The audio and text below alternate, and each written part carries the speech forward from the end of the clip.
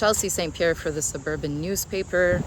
I'm standing on Tecumseh between Frontenac and Thornhill in Dollard-des-Ormeaux. Here, residents on Thornhill and Frontenac have been flooded in the recent storm. Despite that they're on flat land and there's no slopes, basements have been flooded, and neighbors are saying that they want answers. What's going on? We're waiting, and we're waiting from the city. They had an action plan. Really? It didn't happen.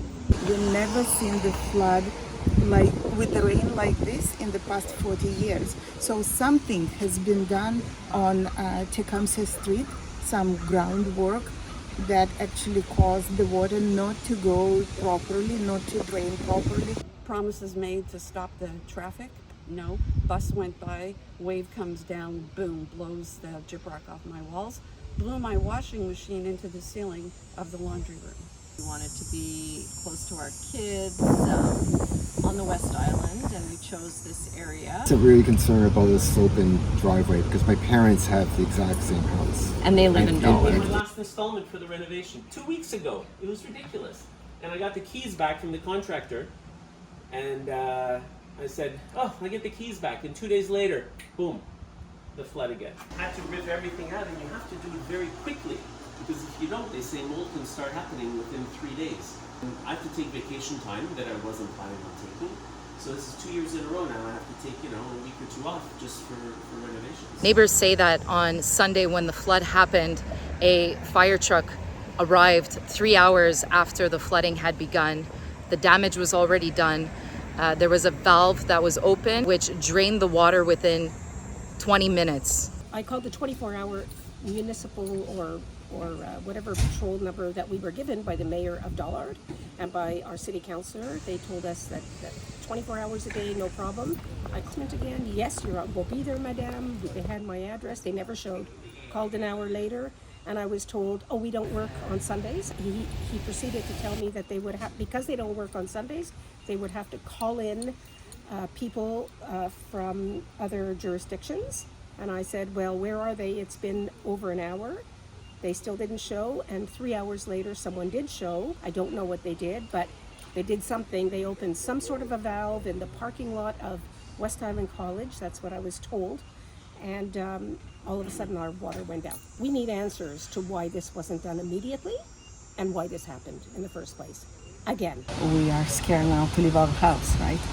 Because the first floor, the basement, it's where our son lives. Last time, we were back from vacation 1 day before that happened, and my son was sleeping in the bed, and he was the first one that was acknowledged that the water came into our basement, and it was at the level of the bed, his bed already, and he feels the water while he was sleeping. There are many elderly in the community, which is one of the major concerns that was voiced by neighbors. Some senior people here, and this kind of flooding is extremely traumatic for them.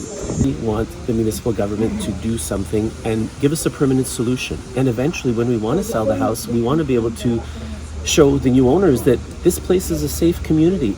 A pump was installed just last Thursday, days after the flood. Neighbors are asking why nobody was here to help on an emergency basis to avoid this disaster. They want answers. They want to know how this will be fixed now and in the future. Many of them have insurances that are not paying or only paying partial payments, meaning that they're being forced to mitigate these measures out of pocket. This time they've written off my gas fireplace, brand new, installed in March. New furnace, new hot water tank. Residents are installing sandbags in front of their driveways, trying to protect their homes. There are debris lined up from one end of the street to the other. The CHSLD, just on the other side of the street, was also flooded. A generator has been set up to dry out the damage from the water.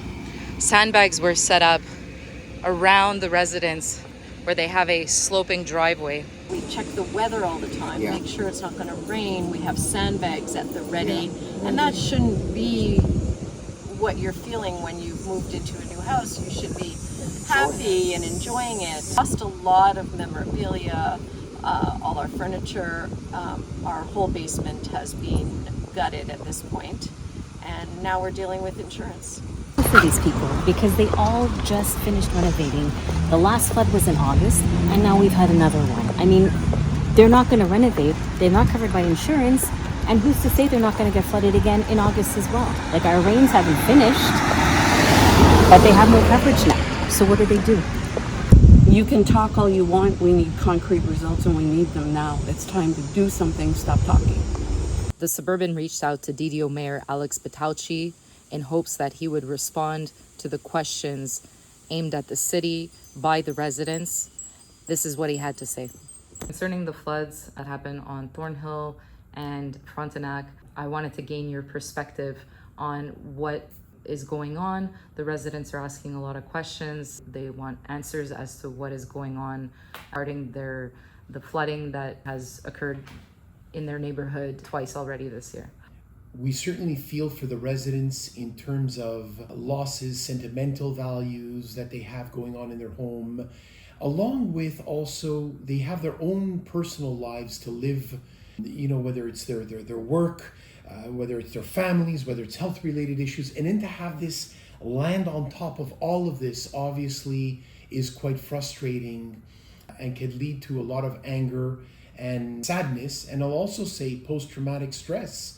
Topography of the land is such that water tends to accumulate quite quickly in that area.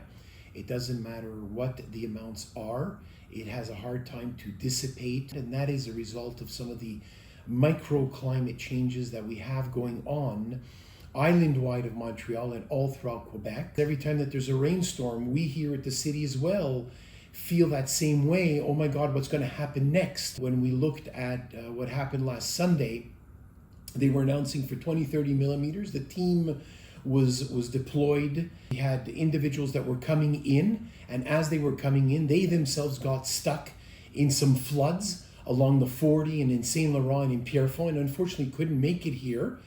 They finally got here. They rolled up their sleeves. They tried to do their best. Unfortunately, it was a little too late, and the results are what we know it today. That's why now we have permanently put a massive pump on site in order to try to help and address, should there be any other rains, this should try to mitigate against some of these challenges that we are having. But again, I don't want to make any promises when it comes to this, because as we've noticed in the past, you could get 80, 100. Last year we had 170 millimeters of water fall in a short period of time, and the ground gets saturated and very difficult to deal with. Aside from the pump being the short-term solution, what do you have in terms of a long-term solution? What is the city looking at? Well, first, thank you for the question, because since last year, I've had several meetings with the Minister of the Environment and the Minister of Security, where I've outlined to them what exactly is happening in Dollard and specifically that area. It gave me an opportunity and how we need to, in the coming years, find money in order to build infrastructure that can handle this sort of thing. I keep telling everybody, this is like taking a Dollard home and transposing it and bringing it into Florida. Would your home withstand a hurricane? Or taking it and bringing it into California? Would your home be able to withstand the earthquake that is in California? They're not. It's the climate that has now reached Montreal, and it's this bizarre climate. I would call it very similar to Floridian or tropical type weather pattern. And because of this, it causes chaos and havoc on our systems. And so now we need to look at building infrastructure, special infrastructure, in order to mitigate against this. Things like éponge parc that you've heard of, or cisterns, basins, catch basins. And we are looking at all of these things. And since last year, the city of Dollard hired, now it's going to be 6 engineers that are experts in this field. Most recently, we qualified for a grant in order to attain this money, in order to hire these experts. And the next few months, in the next 2-3 months, they should be making some solid recommendations to the city of Dollard. And I can tell you that the entire council, when I say these words, we are looking at implementing everything and anything to resolve this once and for all for the residents that live in that particular area, because it's the topography that causes this particular issue.